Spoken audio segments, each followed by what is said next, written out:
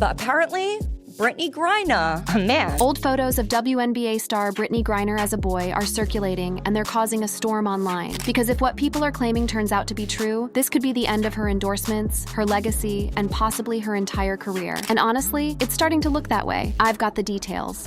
The viral content that sparked global debate. In the digital age where a single video can ignite worldwide controversy within hours, few stories have captured public attention, quite like the ongoing speculation surrounding WNBA superstar Brittney Griner. What began as whispered conversations in sports forums has exploded into a full-blown internet phenomenon, with viral videos, alleged photographs, and heated debates dominating social media platforms across the globe. An old video allegedly showing Griner topless has been cited as evidence of her being male. The implications were staggering, and the response was immediate. Social media was flooded with shares, reactions, and heated takes, especially as screenshots from the same video were circulated and presented as proof that Griner was a teenager at the time. Fueling the fire even more was a past on-court fight involving Griner that went viral. Griner is being held back by numerous players and now trying to throw punches.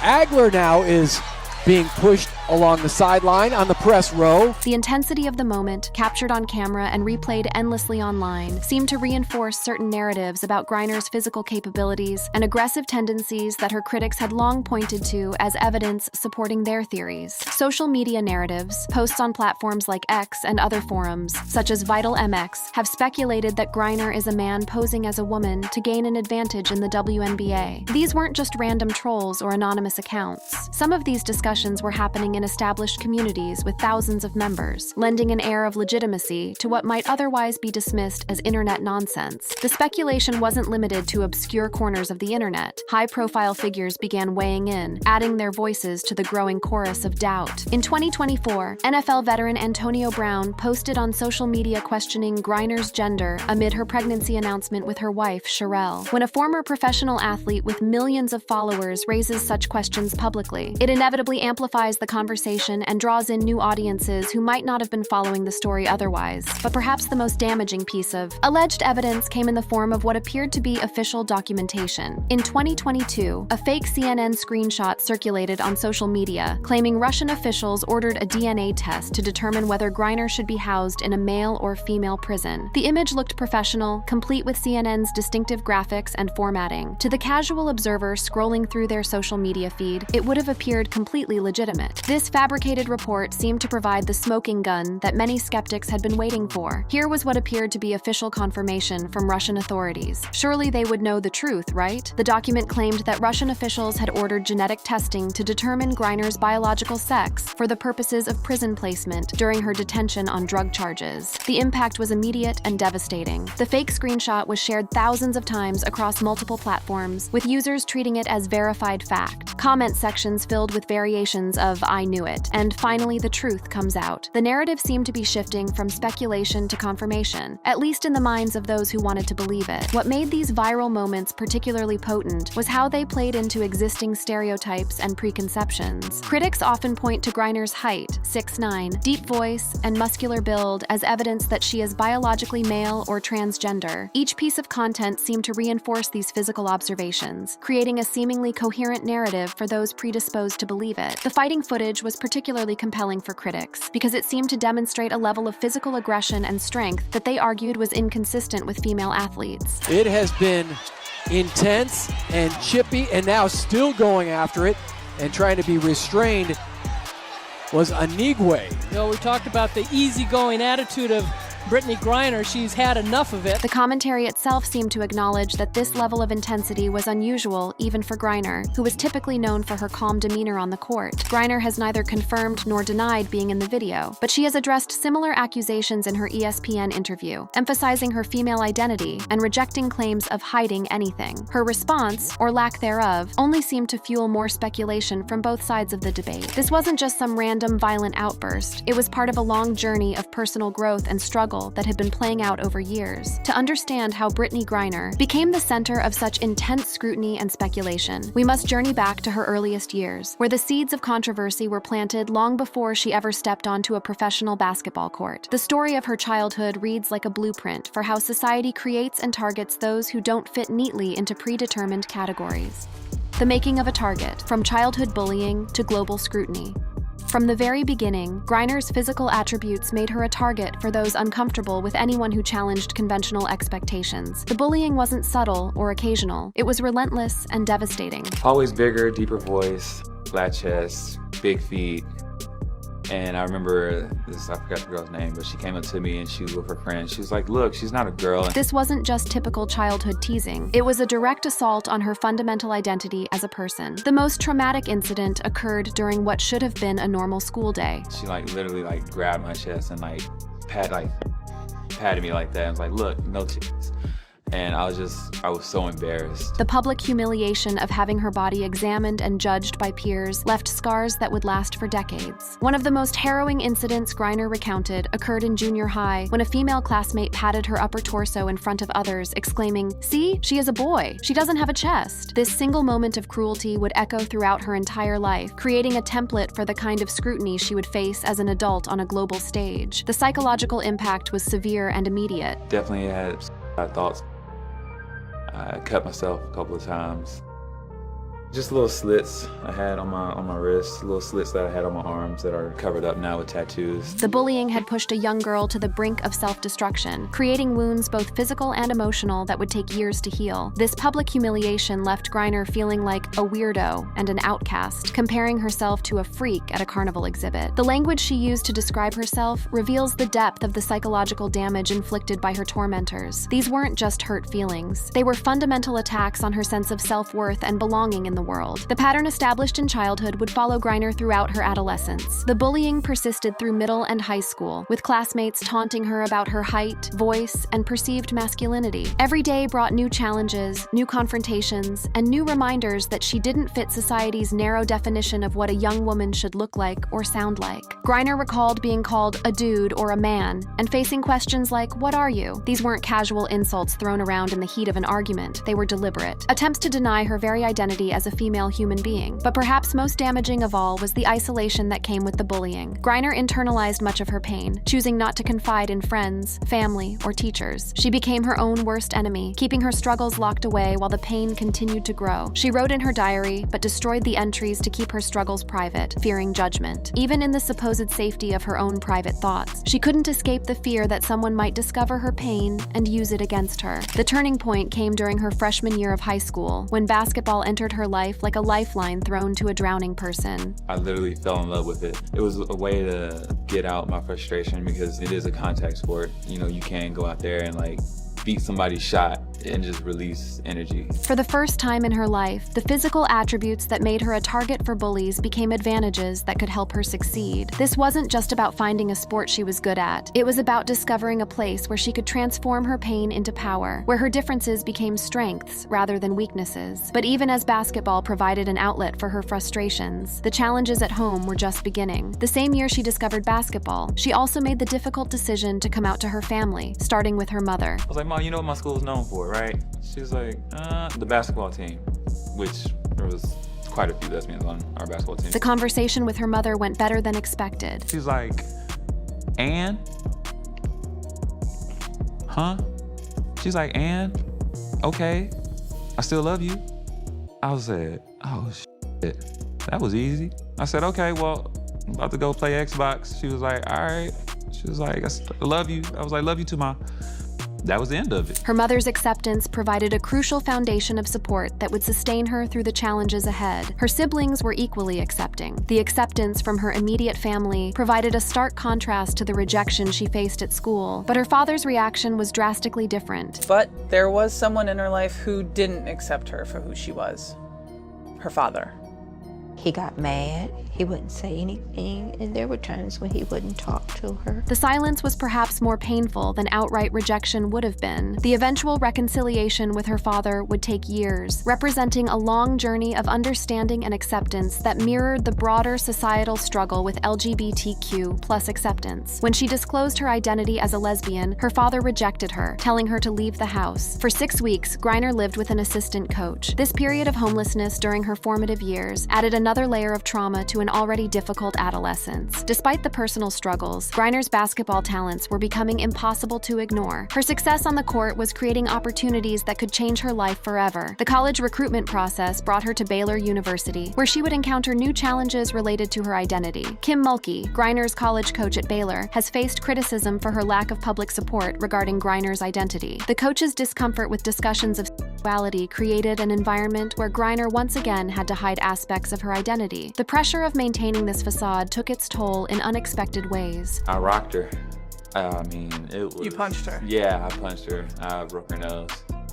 Always getting picked on. It's just built up frustration, built up frustration, built up frustration. The violence that would later be used as evidence against her identity was actually a manifestation of the years of trauma she had endured. This moment of losing control wasn't about aggression or masculinity. It was about a young woman who had reached her breaking point after years of having to suppress her authentic self. Griner was given a 2-game suspension and sent to counseling to learn how to control her anger. The intervention helped her develop better coping mechanisms, but it couldn't erase the underlying causes of her frustration. Even at the pinnacle of college basketball success, the weight of hiding her true self was taking its toll. The burden of secrecy was becoming unbearable. Having to keep quiet about her personal life was a burden. Every interview, every public appearance, every interaction with teammates required careful navigation to avoid revealing the truth about who she was. But change was coming. 2 days after becoming the #1 overall pick, Griner publicly came out as gay in a series of interviews. This moment represented a liberation that had been decades in the making. Her public coming out in 2013, shortly after being drafted by the Phoenix Mercury, made her the first openly gay athlete to sign an endorsement deal with Nike. The significance of this moment extended far beyond sports, representing a breakthrough for LGBTQ+ visibility in professional athletics. But even this triumph would be shadowed by controversy. The same physical attributes and personal characteristics that had made her a target for childhood bullies would now be scrutinized by a global audience with access to social media platforms and the ability to spread speculation at the speed of light. Fighting back against fiction, the truth behind the allegations.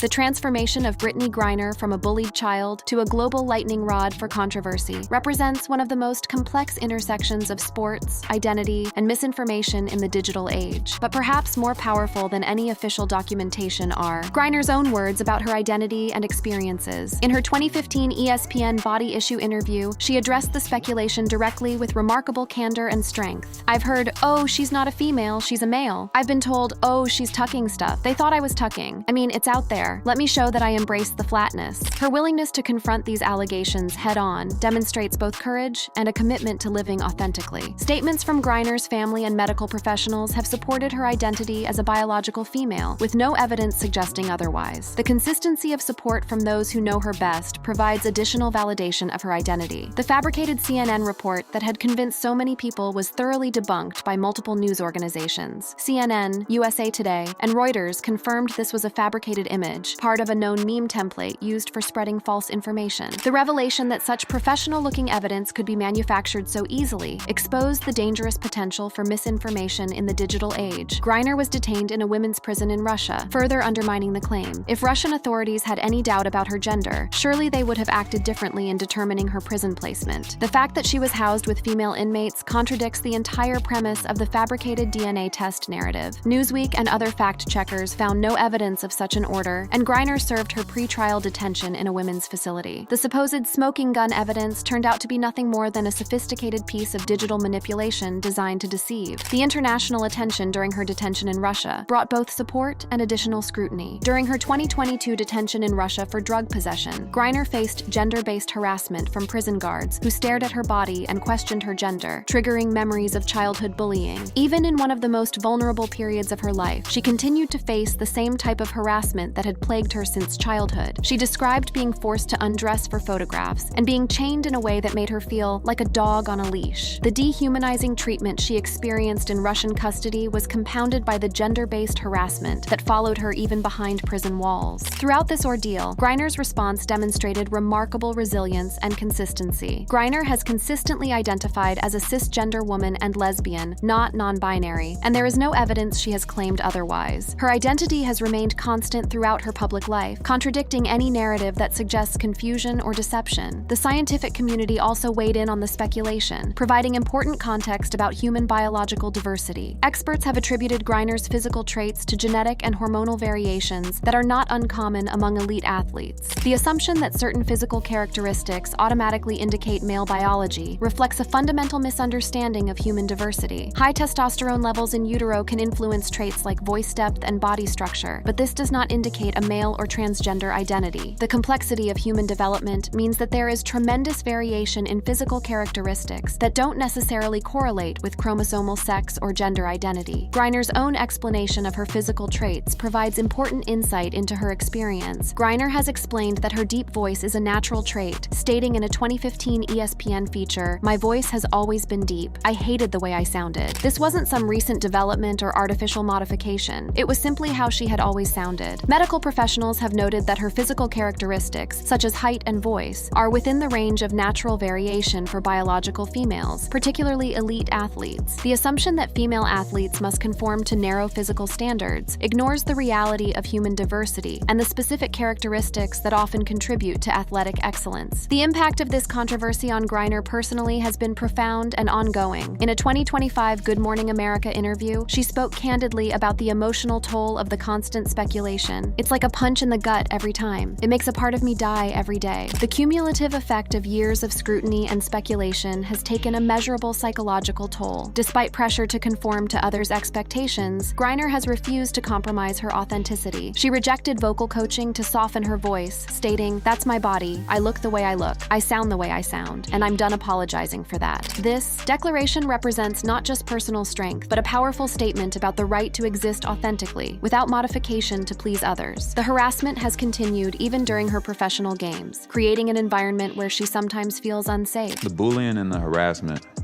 from fans online, that's a little hard for the league to, deal with. But that's happening in our arenas. It's so easy to put some people out there in that arena. It's me at a game feeling unsafe because we got people chanting me to go back to Russia, or I'm un-American, and all this other stuff. The evolution from childhood bullying to arena harassment shows how the same patterns of targeting and abuse have followed her throughout her life. There's times in games where I've talked with some of my fellow people that play in the league, and it's just, there's certain places where it's like, what's going on here? This ain't even banter. Like, you're not even going against me as a fan. Like, you're going against me on a personal level. These are attacks. The distinction she makes between normal fan behavior and personal attacks highlights how the harassment has crossed clear boundaries of acceptable conduct. The broader implications of this controversy extend far beyond one athlete's personal struggles. The speculation about Griner's gender often stems from societal biases that equate femininity with specific physical traits. The assumption that women must look, sound, and behave in certain predetermined ways reflects deeply ingrained cultural prejudices that harm not just Griner, but anyone who doesn't fit narrow stereotypes. Her gender nonconformity, such as wearing men's clothing and rejecting traditional feminine presentation, has been misinterpreted as evidence of being male. This misinterpretation reveals a fundamental confusion between gender expression and biological concepts that are related but distinct. The political dimensions of the controversy became particularly apparent during her detention in Russia. Some claims, such as those by NFL veteran Antonio Brown in 2024, reflect political motivations, using Griner's identity to critique liberal policies, or her release from Russian detention. Her case became a proxy for broader cultural and political battles that had little to do with her actual identity or experiences. Griner's detention and release highlighted tensions around race, gender, and sexuality in the U.S., with critics framing her as un-American due to her activism and identity. The complexity of public reaction to her case revealed the intersection of multiple forms of bias and discrimination. Recent developments in her personal life have provided additional evidence contradicting the false narratives. In July 2024, Griner and her wife Sherelle welcomed their son Bash via IVF and surrogacy. The couple's journey to parenthood, achieved through medically assisted reproduction, provides clear evidence of their biological realities. Griner's preference to be called Pops rather than Mom sparked further discussion, with some misinterpreting it as evidence of a male identity. However, this choice reflects her gender nonconformity rather than her biological sex, demonstrating how gender expression can be flexible and personal without indicating deception about about biological reality. Her continued athletic success also provides ongoing evidence of her identity and capabilities. Griner won her third Olympic gold medal with Team USA at the Paris 2024 Games, dedicating it to her son. Her participation in women's basketball at the highest international level, subject to rigorous testing and verification protocols, further confirms her status as a female athlete. The advocacy work that has emerged from her experiences represents perhaps the most powerful response to the misinformation campaign. Griner has used her platform to advocate for LGBTQ+ visibility, notably as the first openly gay athlete signed by Nike in 2013. Rather than being silenced by harassment, she has chosen to use her voice to create positive change. Her educational efforts extend beyond formal advocacy to personal conversations and interviews. One is your choice. You can't let somebody force you into coming out when you're not ready, but then you shouldn't allow somebody to force you to live within a box, because you're not going to be your true self. Her advice to others struggling with identity issues reflects hard-won wisdom about authenticity and self-acceptance. You'll know when it's time, and when you come out, not everybody's going to accept it at first. Sometimes people have just been brought up a certain way and they have a certain idea and they think a certain group is a certain way. They just need to get to know you. And then they might be like, oh, let me change my perspective real quick. This compassionate understanding of how prejudice develops and can be overcome demonstrates remarkable emotional maturity. People gotta learn their opinions don't matter. And you need to get to know these people, because when I tell you, you will find something in common with them so quick, just get to know somebody. Don't push that family member or friend away either. Her message emphasizes the power of personal connection and understanding in overcoming prejudice. The story of Brittney Griner ultimately transcends sports, gender politics, or even social media misinformation. It's a story about the human capacity for resilience in the face of relentless adversity, the power of truth to eventually overcome fiction, and the importance of maintaining authenticity even when the whole world seems to be watching and judging. If you enjoyed watching this video, then go ahead and click on any of the cards on your screen for more.